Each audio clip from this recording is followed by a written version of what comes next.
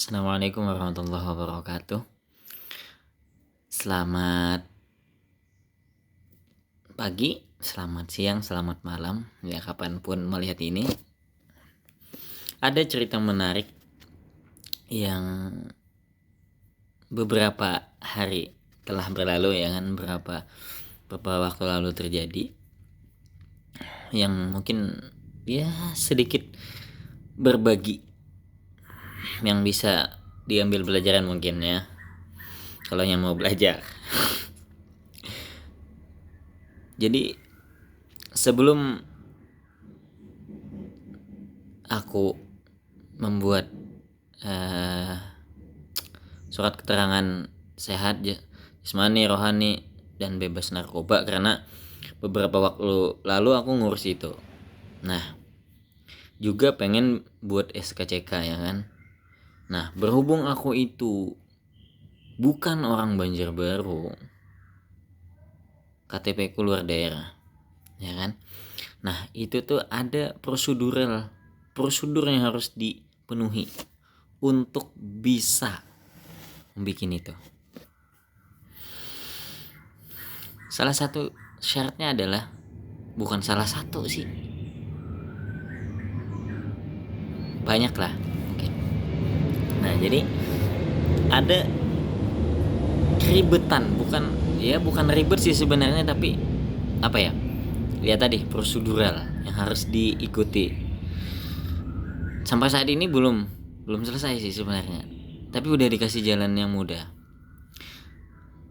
Awalnya itu aku mau ngurus karena sudah sebelumnya itu sudah tahu syarat untuk membuat SKCK itu, kalau di luar domisili atau di mana kita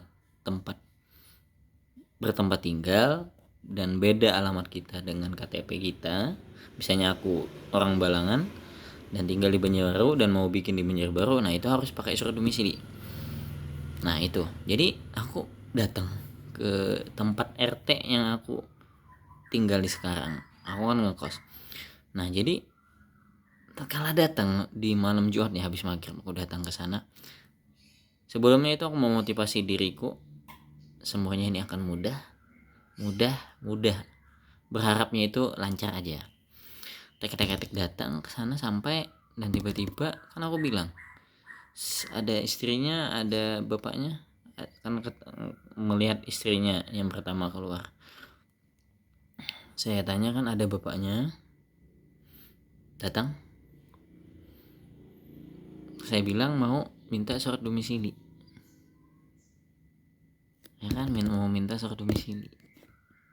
Nah, ternyata beliaunya marah-marah.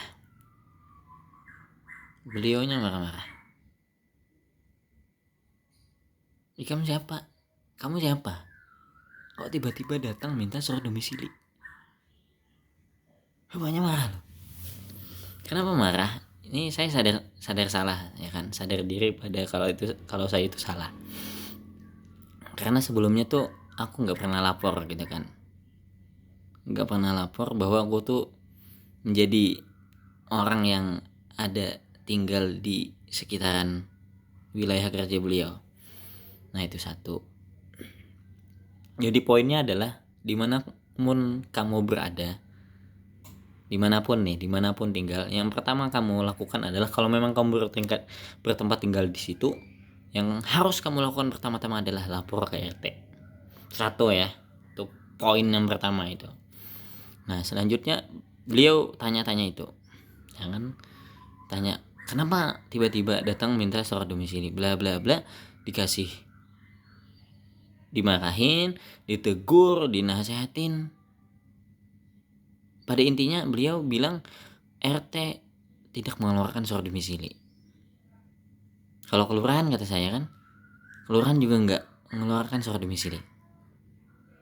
Terus gimana? Kamu datang ke Dukcapil Kota Banjarbaru, ya, Kota Banjarbaru. Oke, saya datang. Nggak langsung datang sih maksudnya. Jadi udah, saya pulang. Itu kepikiran susah tidur ya, benar nih, susah tidur saya itu, susah tidur, kepikiran gimana ini, gimana. Tapi tetap memotivasi diri, semuanya akan berjalan dengan baik-baik saja. Baik, hari Jumat pagi ya kan, setelah bekerja seperti biasa, saya langsung ngurus. Saya datang ke kantor pelayanan satu pintu, dinas penanaman modal dan pelayanan satu pintu. Datang, saya bertanya, saya mau bikin SKCK. Kata resepsionisnya atau ibunya yang jaga itu, Polresnya atau pihak Polresnya nggak ada di tempat, mereka melakukan senam bersama di Polres. Jadi Ading, nah gitu kan, dikasih saran. Jadi Ading langsung aja datang ke Polres ya. Langsung saya berangkat lagi ke Polres. Bingung tuh di situ kan, pas masuk kantor kan di apa sih namanya, di kawai aja, bukan apa ya, disuruh stop lah di depan kantornya, di depan pos jaga. Mau apa aja, mau bikin SKCK. Saya tanya kan parkiran di mana tuh yang ada P-nya ya. Udah parkir motor, terus banyak tuh orang, sumpah parah. Banyak tuh orang ngurus. Aduh, ini banyak banget yang bikin SKCK. Nah, pada itu terus saya bingung. Nih gimana nih? Ngapain dulu nih? Saya kan bingung tuh. Saya tanya lah. Ya, berhubung kita nggak tahu ya nanya. Ngambil nomor antrian kan nggak ada yang mandu kan, jadi neken sendiri tuh, pencet sendiri itu tombol apa keluhan kita. SKCK saya pencet baru keluar nomor antrian. Saya ngantri, duduk, dipanggil lah saya ya kan. Habis itu diminta sama penjaganya, ibu ya, ibu lah mungkin bisa disebut, mana berkasnya ya, syarat-syaratnya. Saya keluarkan apa syaratnya apa aja gitu kan, apa aja tuh syaratnya. Saya keluarin akte, saya keluarin kartu keluarga. Ternyata mungkin ibunya tuh melihat kalau saya itu bukan orang, masnya atau bapaknya bukan orang Banjarbaru ya. Iya, ada nggak surat domisili dari dari Dukcapil ya, surat rekomendasi dari Dukcapil. Saya bilang nggak ada. Apa yang pian basic, apa yang pian punya, apa yang bapak punya, nggak ada. Udah saya keluar langsung. Nah, jadi minta domisili dari Dukcapil. Nah, saya berangkat lagi ke Dukcapil buat ngurus itu. Ya kan, ngantri juga kan. Nah, ngantri juga di hari Jumat itu, ngantri dan dilayani kan. Masih mau apa? Nah, saya bilang mau minta surat domisili permanen apa non permanen katanya. Saya bilang non permanen. Kalau permanen kan kita jadi warga Banjarbaru tuh. Non permanen kan ya sesuai keperluan lah. Dah dilayani, dikasih nomor antrian, duduk. Saya kan nunggu lagi tuh, nunggu dilayani. Nah, dikeluarkanlah form isian. Nah, dijelasin sama petugasnya. Nah, yang saya suka adalah pelayanannya tuh bagus, orangnya responsif. Nah, itu tuh kayak bikin saya senang gitu kan. Padahal sebelumnya saya udah dibikin ribet. Bukan ribet sih, tapi memang prosedurnya gitu. Yang kayak gosokan, mondar mandir kesana kemari, ke kantor ini, ke kantor itu. Udah dilayani dengan baik. Akhirnya apa? Iya dijelasin, oh ini masnya bapaknya atau masnya ini isi ini ya. Ini di sini isi data. Terus nah ini pemilik kos, ditanya kamu ngekos atau gimana? Bapaknya ngekos atau ngontrak? Saya ngekos. Nah, jadi nanti diisi sama pemilik kos, surat pernyataan diisi sama data-data pemilik kos. Oke, dikasih tanda tangan juga. Nah, terus juga dijelasin syarat-syaratnya apa aja untuk bisa itu. Nanti kalau syarat-syaratnya udah terpenuhi, datang aja lagi ya. Tapi di hari Kamis. Ini hari Selasa nih, ya kan? Hari Selasa. Ya, Selasa. Nah, Kamis. Karena aku itu Jumat, Sabtu libur, orang Minggu libur, Ahad, Senin, Selasa, Rabu itu cuti tanggal merah. Jadi Kamis disuruh datang. Nah, udah nih, makanya belum. Udah, salah satu syaratnya adalah apa? Surat pengantar dari RT. Wah, Kita kan shock lagi nih kita. Wah, harus berurusan dengan RT lagi nih. Wah, gimana nih? Ya, selalu memotivasi diri bahwa ini akan baik-baik saja, ini akan mudah, ini akan selesai sesuai dengan harapan kita. Udah, pulang ya kan? Pulang, cerita-cerita pulang ke tempat kerja, masih karena masih jam kerja ya kan. Nah, udah itu singkat cerita, malam Sabtu betul berarti ya kan, habis maghrib mohon sama Tuhan gimana caranya ini biar selesai, biar mudah ya kan. Berdoa ya kan, doa tuh dikirimin Fatihah juga bapaknya biar luluh hatinya ya kan. Habis itu saya berangkat lagi ke rumah RT-nya kan, karena deket aja nih. Ternyata sampai di sana sama sama sama responnya sama kayak malam Jumat juga. Saya dimarahi juga. Yes, saya dimarahi juga. Saya dimarahi. Tapi saya bilang, saya datang, saya kan bilang nih, saya datang mau minta surat pengantar. Buat apa? Ya tadi buat SKJK. Nah, ya kan? Saya bilang nih, ini pemilik kos sudah buat surat pernyataan juga, sudah tanda tangan, bulannya sudah mengisi juga, sayanya juga udah ngisi juga gitu. Dilihat ya kan, dilihat. Dan beliau berucap, kalau nggak gara-gara pemilik kos, saya nggak akan ngasih kamu surat, kata beliau. Karena pemilik kosnya ya bos, orang yang ternama, ya disegani lah di sini juga. Nah, disuruhlah masuk. Ya tadi tetap berucap itu, kalau